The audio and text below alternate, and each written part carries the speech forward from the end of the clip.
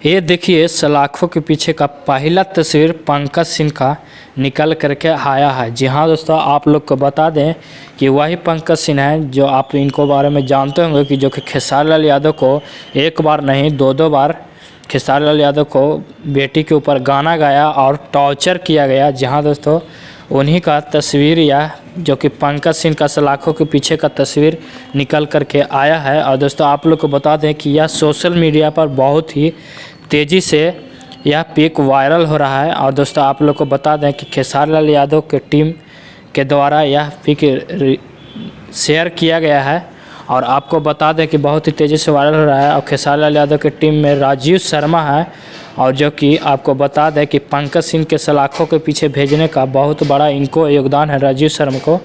और दोस्तों आप लोग को बता दें कि यह बहुत ही अपना बेखूबी से अपना वर्क निभाते हैं। और दोस्तों आज के वीडियो में इतना ही, मिलते हैं अगले वीडियो में। और आप देख रहे थे जाटो भोजपुरिया न्यूज़ और मैं आपका भाई श्याम सिंह जाटो।